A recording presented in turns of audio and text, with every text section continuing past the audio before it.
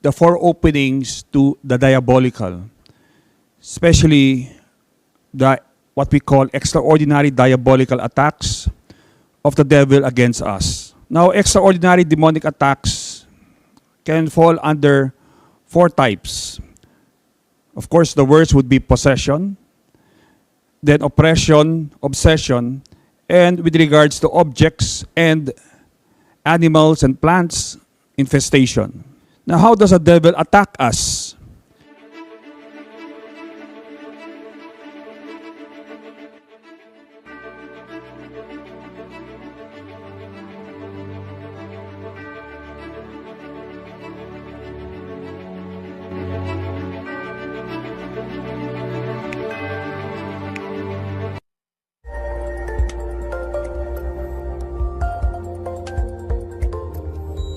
I'm Fr Jose Francisco Syquia of the Archdiocese of Manila, Office of Exorcism.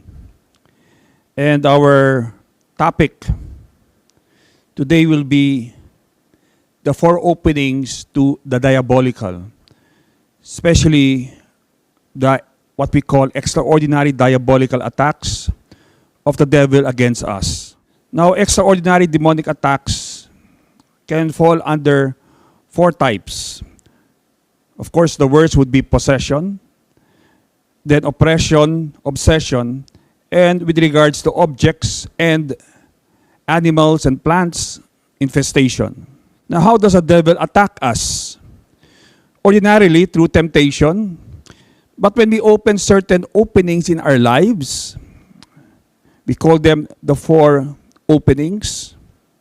At least these are the openings in the ministry we have discovered throughout the years in the ministry.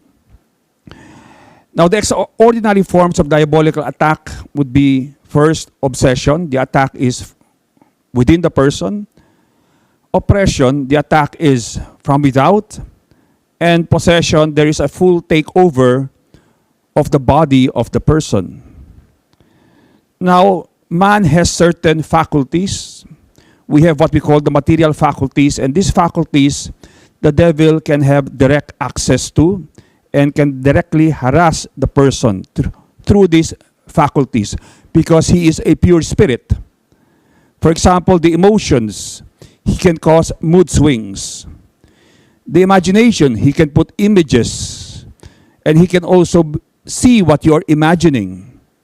And therefore, it is very important to purify our imagination because the devil can see what we usually imagine. And he can use that imagination, he can use those images against us.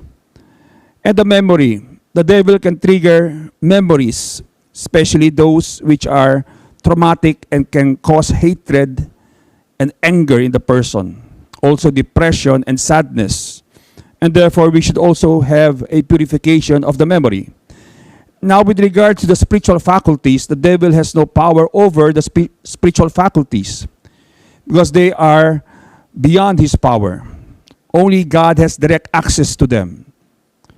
The devil, who is a pure spirit, has no power over the spiritual faculties of man, only the material. He has therefore no power over the will. He can simply tempt us. And when a person is possessed, the person is unconscious. His will is non-operative. The devil cannot know what we are thinking. Only God knows what is in the heart. Or for example, a person has opened himself up to the diabolical spirits, and the diabolical spirits, more or less, we can say, gain a certain number in us, let's say 5%, there will still be no extraordinary demonic attack or manifestation. When the number reaches 40%, still none. When it reaches 60%, more or less, this is where obsession starts, what we call diabolical obsession. When the number of spirits reach a certain percentage, 80%, then this is where oppression begins. And when the number of demons are 100%, then that is what we call possession. Now, some examples of obsession diabolical obsession are the following. As I mentioned, the attacks are internal. First, strong temptations and addictions that come out of nowhere. Secondly, frightening and blasphemous images and apparitions and superimpositions. That means I can look at a certain thing and I can see a diabolical image there, superimposed over the natural object. Also, strong suicidal thoughts and impulses. For example, I go to a certain house, or we can say infested home, wherein a person had committed suicide. Usually the demons left behind there would be demons of suicide and death. And therefore, if I'm more or less vulnerable, I can suddenly experience certain suicidal thoughts and impulses when I go and sleep maybe overnight in that home. Strong sexual thoughts and impulses that come out of nowhere. Blasphemous voices. Diabolical paranoia, experiencing the presence of the devil around oneself. Sudden doubts regarding the faith. For example, I go to an occult practitioner, maybe a fortune teller, and then the next day, I have sudden doubts regarding my faith life, my faith in God, my trust in God. I suddenly experience an aversion towards what is sacred. Suddenly my prayer life becomes dry, and I experience spiritual desolation. Intrusive negative thoughts, images, memories, and feelings, which cause intense depression, anger, and fears. Now, oppression, diabolical oppression, as I mentioned a while ago, the attacks are external. For example, bruises and pains in the body without any external natural cause. And the feeling of movements within the body, like ants under the skin, crawling under the skin, or snakes under the skin in the area of the stomach. Deterioration, non-diagnosis of sicknesses and heaviness. The person always feels drained. So this could be due to a curse. Night terrors. Incubus, succubus attacks. These are sexual attacks at night where the person experiences real dread and is sexually assaulted. The person is paralyzed, cannot move, and the person experiences deep terror or a great terror. Uneasy sleep and insomnia. Divisions and deteriorations of relationships. This could also be due to curses. Drop and failure in business. Okay? It could be a competitor sent a curse to destroy the person's business, and there's an effect. Unusual and grave sicknesses and sufferings, when it is already beyond the normal human experience. Series of bad luck and freak accidents. As we mentioned before, or in other talks, there's no such thing as bad luck or good luck. Everything is under divine providence. And therefore, when we say that a person has bad luck, he's actually under diabolical attack. Physical and sexual attacks during even waking hours. Now, possession is a full takeover of the body and its senses. The victim will have no recollection once the state of crisis is over. So as we mentioned, the person is unconscious. The will is inoperative. Okay, I would like to give the types of cases. Okay, as you notice, the biggest number of cases would be oppression, around more than 50%. Possession and infestation would come next. And obsession would be, in our statistics, in the Ministry of Exorcism in the Archdiocese of Manila, obsession, we have a small number of cases that deal with obsession. Also, cases by gender. If you notice, 76% of our cases are female, while 24% are male. Now, some statistics. How many cases a day? Usually we have 3 cases a day, at least that was in the past. How many are purely psychological? In our experience, in my experience, around 15%. How many are diabolical or have a diabolical element? Around 85%. How long before the case is resolved? It can be from 1 session to at most 1 year. The average would be within 3 to 6 months. When it's a case not resolved, usually all cases are resolved as long as the person cooperates. The case is not resolved or the person does not find resolution, liberation, or healing if the person does not cooperate. For example, changes his sinful lifestyle or make changes with regards to his virtues, his life of virtue and prayer. Now, as we mentioned, infestation focuses on a locality, an animal, or a plant. Infestation is when extraordinary demonic activity is centered on an animal, a thing, or a place. A haunted house would fall under the term infestation if the cause is proven to be demonic in origin. I remember exercising a dog once, and while I was exercising the dog, it jumped to the master, and it possessed the master. The spirit possessed the owner of the dog. So this is an example of infestation that became possession. And we have many cases of infestation in Manila with regards to infested homes and infested trees, infested objects, especially coming from occult practitioners. Even we have experienced toys of children being infested. And therefore, it is good to use holy water with regards to the toys of your children, because evil spirits can attach to anything, any object of nature.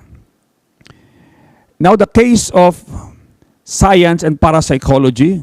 I would want to talk a little about science and parapsychology.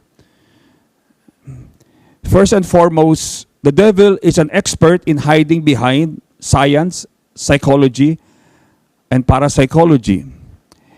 And he is able to manifest his actions in a way that seemingly it is something physiological or psychological, so that the person continues to suffer without thinking that this may be something spiritual. So the person does not go to ask assistance from the church or from an exorcist. And why does the devil hide behind usually science? Precisely so that as he attacks, the person does not protect himself properly. And later on, as the person gets harassed more and more, since he doesn't know where it's coming from, usually he will end up getting angry at God and blaming God. Therefore, the exorcist must be able to discern with and beyond the scientific. Okay? Now, I would like to go to the topic, openings to extraordinary diabolical attacks. Okay? So what are the basic openings that we have discovered in the ministry that makes a person open to extraordinary diabolical attacks? And this is very important because the devil, when he attacks us, okay, he will, before he attacks us or is capable of attacking us, he will create openings. And a number of these openings he creates by deceiving people. People do not see that there is something wrong with them. And therefore, through deceit, one opens himself up to these diabolical spirits and gets harassed extraordinarily. So I would like now to go to these 4 openings that we usually find when we deal with cases, at least in the Archdiocese of Manila. For the 4 openings. The 4 openings that give the devil more power over us. First, of course, sin and obstinacy in sin, having a sinful lifestyle.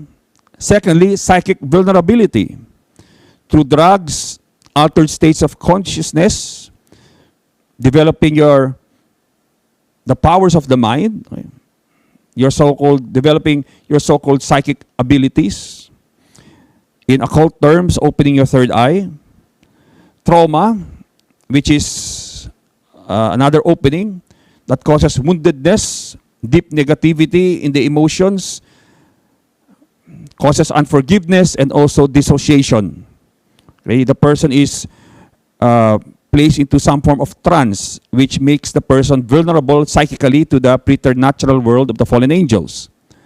And of course, the occult contamination. This is the 4th opening. Now, going to the first opening, of course, sin is the greatest opening. Being obstinate in one's sin, vices, having a sinful lifestyle for a very long time.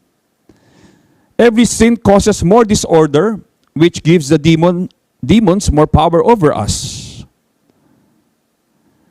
Every sin attracts more and more spirits. Every additional demon creates a strengthening stronghold in the faculties, which causes addictions or what we call vices. So as a person sins again and again, more and more demons are attracted to that person. Attracts like. And not only more demons are attracted, they attach to the person, they aggravate therefore the condition. They make this opening even greater, and more spirits latch on. And even more powerful spirits can latch on to this person. So much so that the person has a very difficult time already getting out of this sinful lifestyle. And I would like to quote Origen, a early church father, who tells us, every one of the 7 capital sins with all its derivations is governed by a particular evil spirit that creeps into us every time it succeeds in enticing us to sin. The more an evil habit is hardened through the practice of evil, he tells us, the more that the demon corresponding to that evil possesses us. Going to the second opening,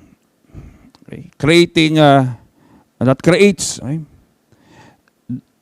a doorway to the diabolical world of the fallen angels, the occult psychic ability, or what we call the occult third eye. Now, in our case files, 7 out of 10 of our cases in the Archdiocese of Manila, 7 out of 10 of them have opened third eyes, occult third eyes, or they are basically psychic. Now, opening the occult third eye makes one psychically vulnerable to the preternatural world of the fallen angels. Now, how does science talk about this occult third eye? The area of science that deals with this more or less occult dimension is what we call parapsychology. And according to parapsychology, the occult third eye is basically, they call it the psychic ability, or psi, which is divided into 2. ESP, or extrasensory perception, by which I'm able to know things without using my 5 senses. Or psychokinesis, or PK. That means I'm able to manipulate things around me in the environment without using any of my 5 senses. It is basically the power of the mind. Now, the psychic ability, in occult terms, we call it the occult third eye. And it is also known as the inner eye. It is associated with visions, clairvoyance, astral travel, and out-of-the-body experiences. It is true, according to them, through the third eye that man will again possess the faculty of perception to the higher worlds, as well as have the ability to communicate with entities in these worlds. So you see immediately that we are dealing with a very dangerous opening, because one becomes vulnerable to the preternatural world of the fallen angels. Now there is what we call the supernatural world, where God is, where the angels, the good angels are, and the saints. There is a preternatural world, the world of pure spirits without grace. This is the area or the dimension where the fallen angels are situated. And there is the natural world, where we are, the plants, the animals, and human beings. Now, pagan man opens his occult third eye or develops his psychic abilities in order to gain access to a world beyond him. And this is what we call the preternatural world. He has no access to the supernatural world. It is only with the coming of Christ that man again has access to the supernatural world. So a Christian who is baptized, who has faith, and the Holy Spirit in his soul, is able to have access to the supernatural world, and through grace, as I mentioned. And therefore, it is very, very important that we remember these different worlds. Because many times, when people speak about a divine experience, an experience of God, supposedly, you have to check, is a person experiencing a being in the supernatural world or in the preternatural world? Now, going to the occult third eye, I would like to take from Blessed Anne Catherine Emmerich, one of the greatest visionaries of the church, beatified by Pope John Paul II. First, the question, is it good to develop one's psychic abilities, or as the occultists say, open your third eye? Now, this is her answer. When one becomes a clairvoyant or psychic, then one of man's faculties possessed before the fall, a faculty not entirely extinct, is in a certain measure resuscitated, and he lies helpless in the most mysterious state, exposed to the attacks of the evil one. So you create an opening to the preternatural world of the fallen angels. Now, taking from the Catechism of the Catholic Church, CCC 2116, it speaks about psychic abilities or the occult third eye. The phenomena of clairvoyance or psychic abilities contradict the honor, respect, and loving fear that we owe to God alone. Okay? God alone is enough. Grace is enough. We don't need to access powers outside the kingdom of God. Very, very dangerous. Now, some signs of being a psychic, an occult psychic. Usually you have fleeting movements in one's peripheral vision. You tend to see shadows in your peripheral vision, or maybe white shadows or dark shadows moving in your periphery. Also, a tendency to see ghosts, hearing whispers or other sounds to catch one's attention with no natural cause. You're a person who tends to smell something burning or foul, especially in places that are infested. Frequent goosebumps when in areas known to be haunted. Can seem to easily read people. Experiences frequently changes in body temperature from cold to hot or vice versa. Feeling one's head enlarging in areas that are known to be haunted. Frequent headaches and stomach aches, especially when one goes to an infested place. Heaviness in the shoulders. Pains in the spine and neck area. Tendency to have frequent mood swings with no cause. You're a person who is easily hypnotized. You have a tendency to have a lot of distracting images and thoughts just popping into one's imagination and mind. You have a tendency to have vivid and lucid nightmares. They're so real. Tendency to have dreams that predict calamities, accidents, sicknesses, and death. Sometimes has out-of-the-body experiences when asleep. can easily feel and be affected by the negative emotions of others, and can easily be drained of energy for no apparent reason. So these are some indicators. And the more you have these indicators, or the more of these indicators you find in yourself, the more psychic you are. Now, there are certain times in our life that when we are most psychic, and therefore it is important to use the sacramentals during these times. When we're asleep, that's why religious congregations, they use holy water in their cloisters before they sleep. It's not because they can, be tempted while you're asleep. It's because you can be diabolically harassed while you're asleep. Near death, when a person is dying, the body is weakening, the psychic abilities of the person, or the psychic ability of the person becomes more sensitive, and therefore he may start to see spiritual beings around him or her. So it's important to use holy water around the bed of a dying person to keep diabolical spirits from harassing the person, so that he may be able to pray and continue to have hope in God. Also, childhood. Usually, children are quite psychic because they are more right-brained than left-brained, but as they grow older, they lose this ability. Okay, so it's important to use sacramentals on children, like blessing them regularly with holy water or exorcise oil, putting exorcise oil on their foreheads.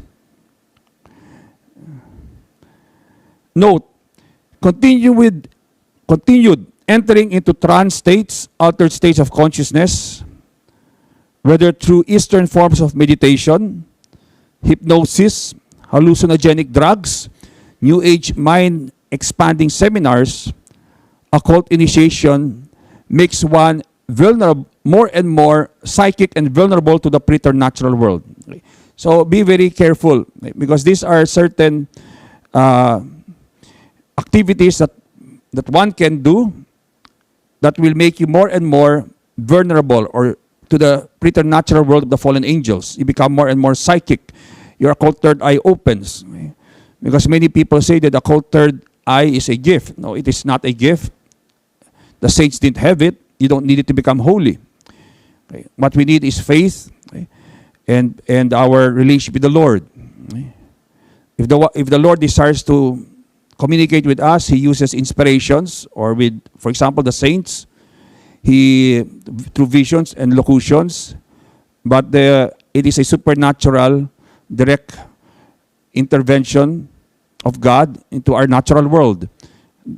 You don't need to be psychic. If it's God, He will be able to communicate with you.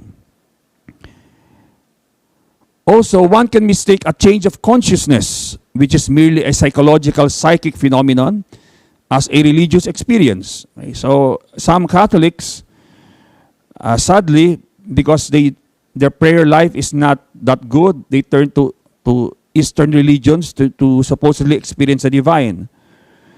And what actually happens is that they start to open little by little their occult third eye, and they experience some form of state of enlightenment, which they think they are experiencing God. Well, in reality, it's simply a psychic phenomena wherein they become more and more sensitive to the preternatural world of the fallen angels.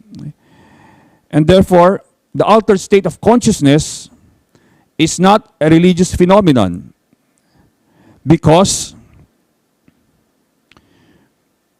it can be reached even by atheists or the most evil person.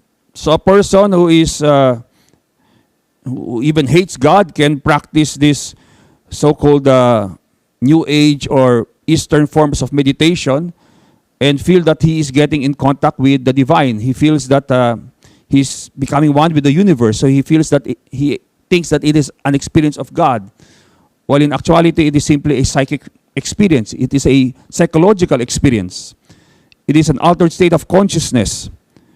And the big danger there is that, as I mentioned, once you're in that state, evil spirits can easily now communicate with you or appear to you. Or if you're a person trying to really live a good life and you were deceived, these spirits will start to harass you in ways that are extraordinary. Also, it is through prayer and virtue, not techniques, to bring about a trance state that we can that we can only encounter God. And the dynamics in mystical prayer found in the saints are totally different from the dynamics found in altered states of consciousness. Okay. Now, some Catholics try merging Eastern forms of meditation with Catholic prayer. Okay, they try to join them. And this is very, very dangerous. Why? Well, a Catholic will only end up opening his so-called third eye, and this will make him vulnerable to the preternatural world of the fallen angels.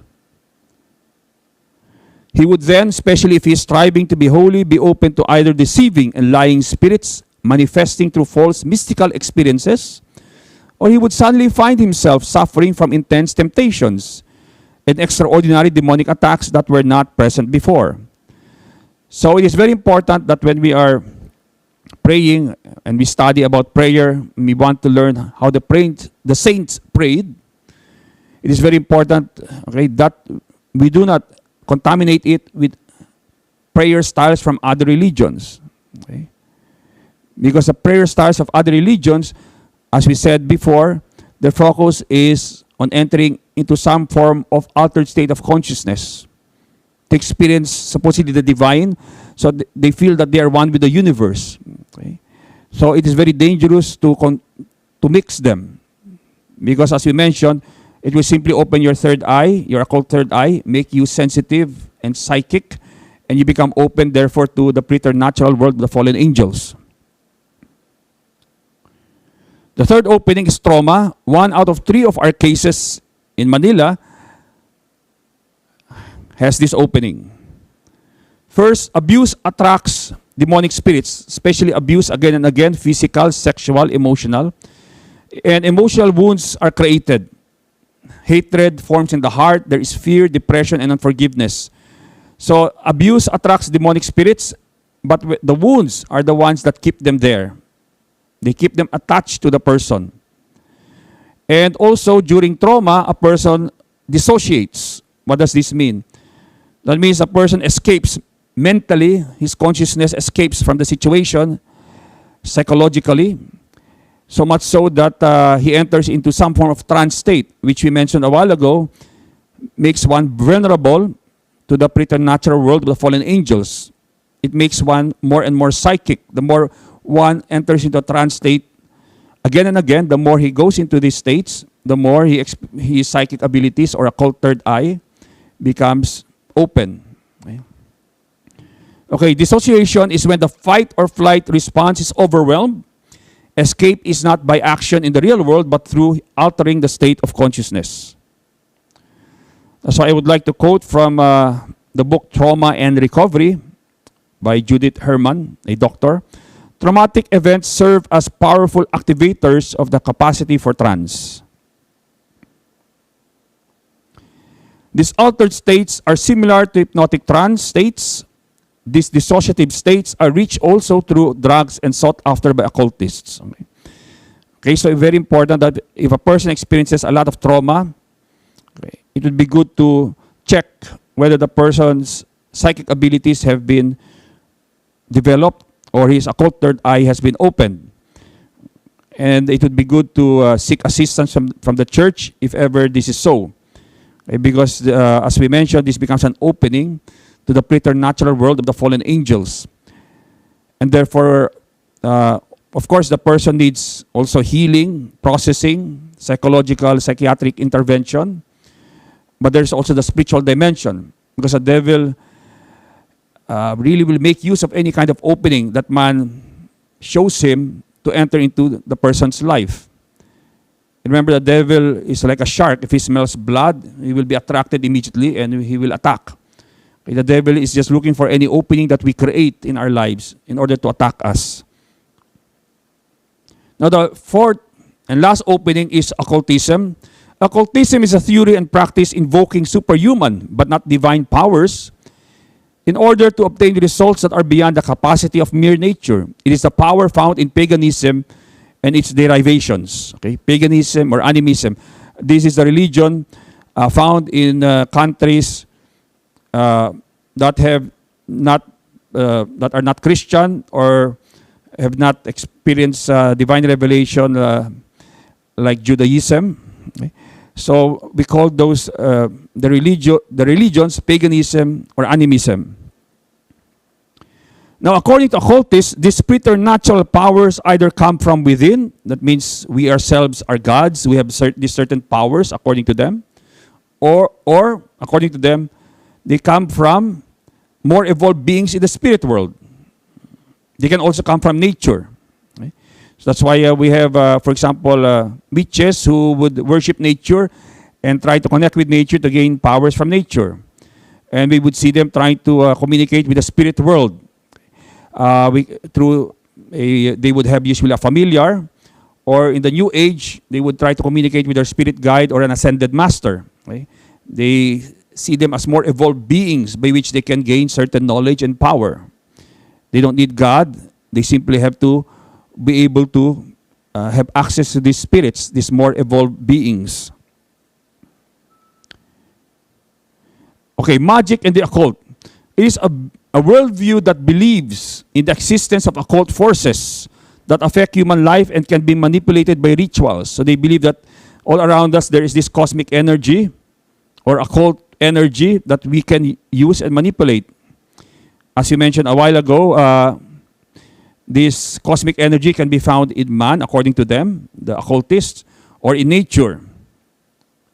Now, this occult force, it has already been denied by science. There is no such thing as a cosmic energy, and it's contrary to divine revelation. Therefore, any healing therapy or mind visualization technique that utilizes any kind of cosmic energy or spiritual energy is wrong and dangerous. This is simply channeling or mediumship. You allow yourself to be a medium or a channel, not to an energy, but actually it is a spirit. It is a diabolical spirit. Occult forces are always through the intervention and action of the fallen angels. This is the teaching of the church. Occult forces are always through the intervention and action of the fallen angels.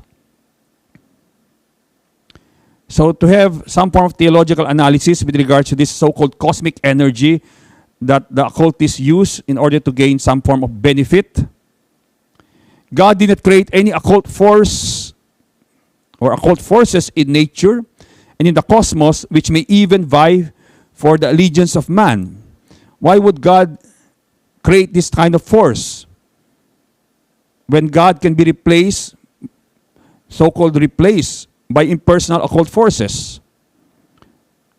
Also, would God create such a force that subjects man in hidden ways, especially negatively?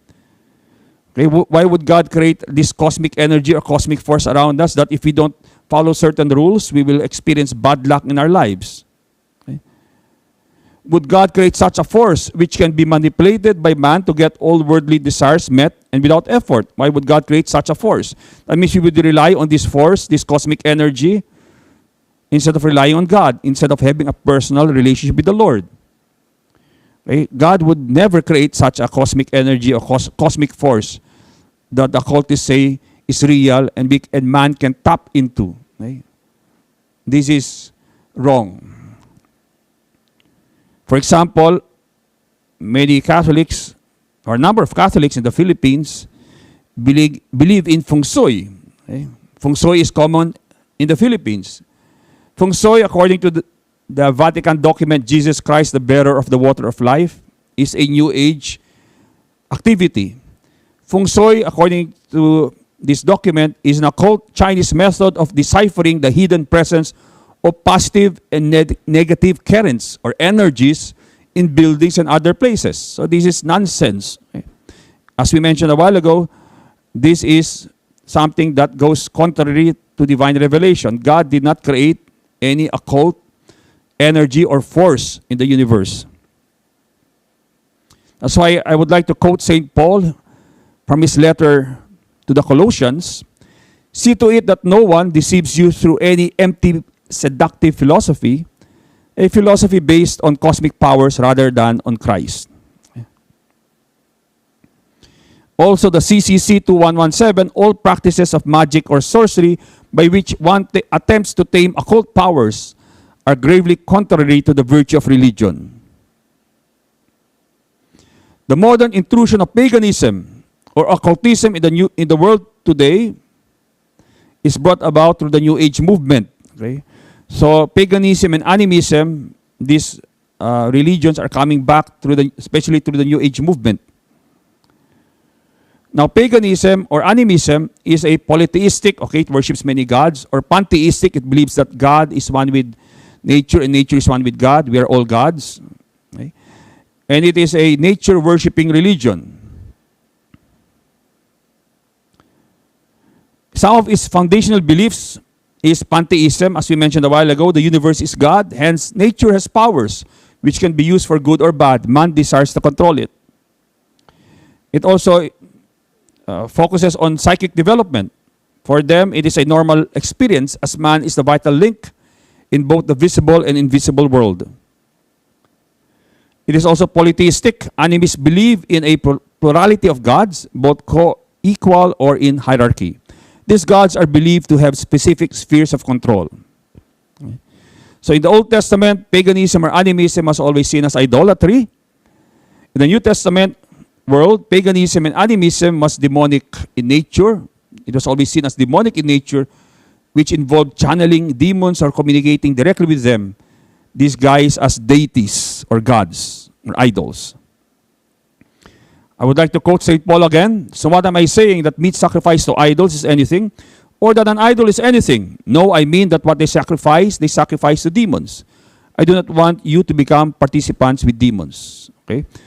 So when we offer like certain offerings to idols, Baals, for example, to spirits in the tree, okay, we're actually offering these objects to diabolical spirits. And therefore, they will have a stronger claim over us because we are submitting ourselves to them. I would like to quote Pope Benedict XVI in the book Faith and Politics.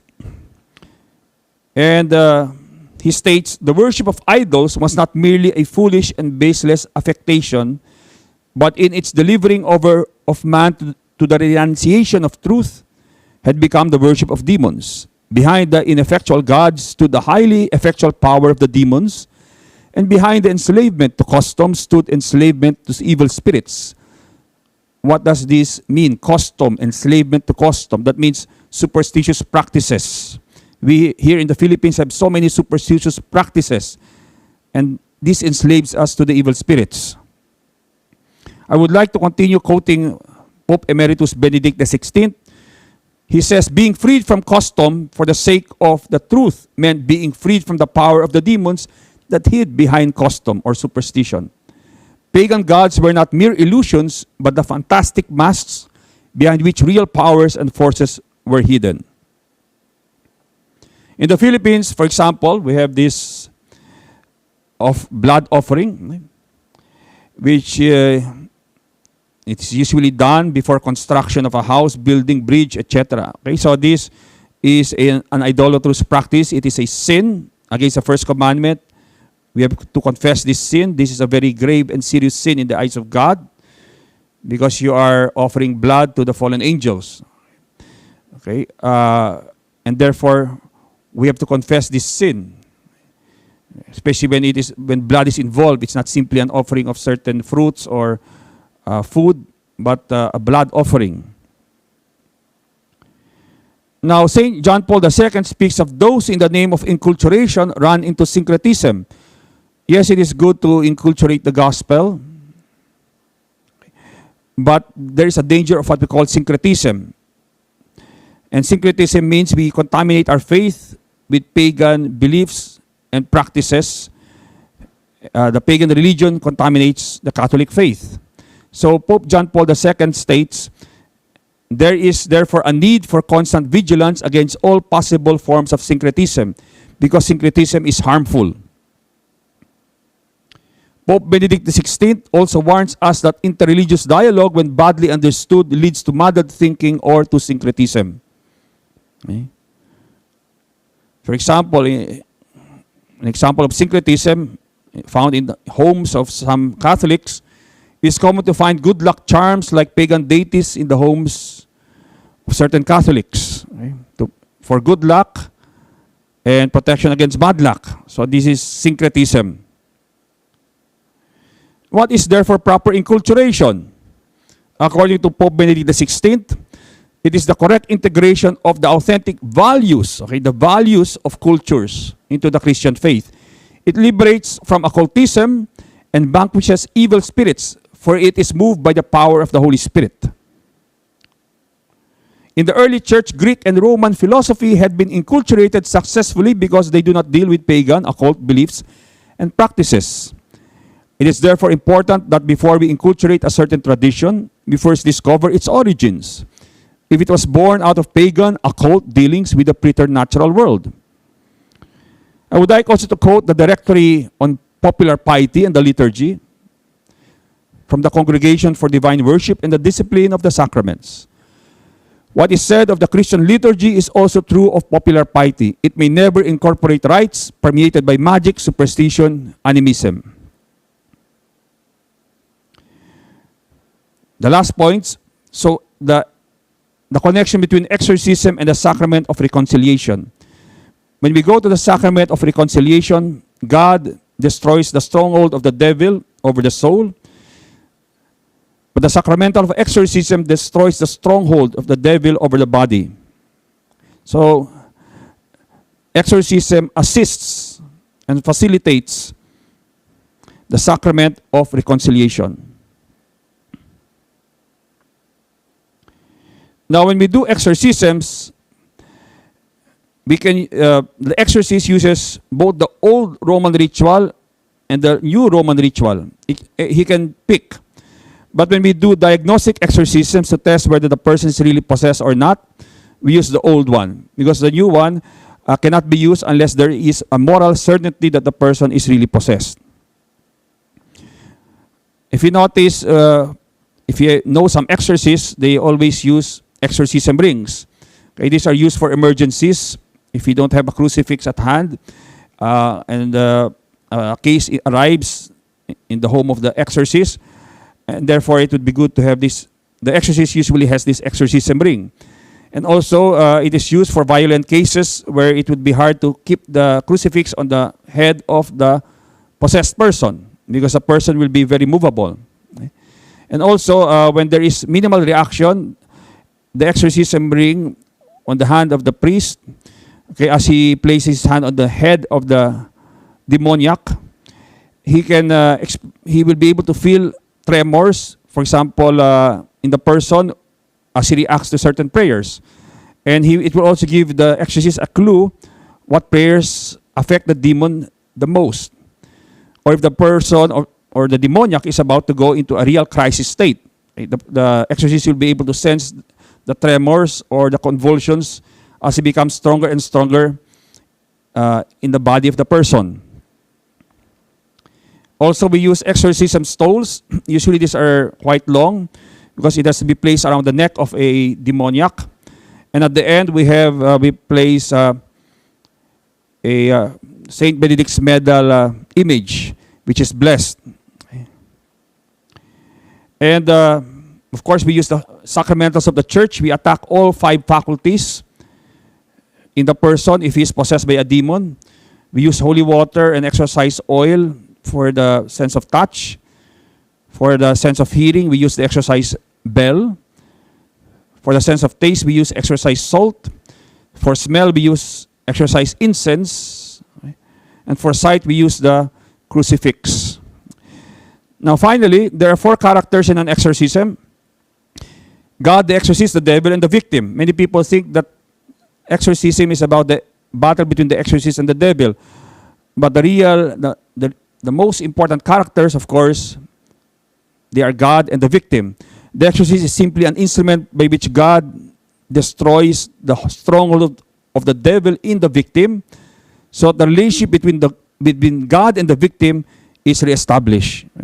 And as the devil is expelled from the picture, the exorcist also decreases. He simply points to Jesus. Okay, and the victim begins that beautiful relationship, a renewed relationship with Jesus, with God, the angels, and the saints. So thank you very much, and let's pray for one another. To make his message known.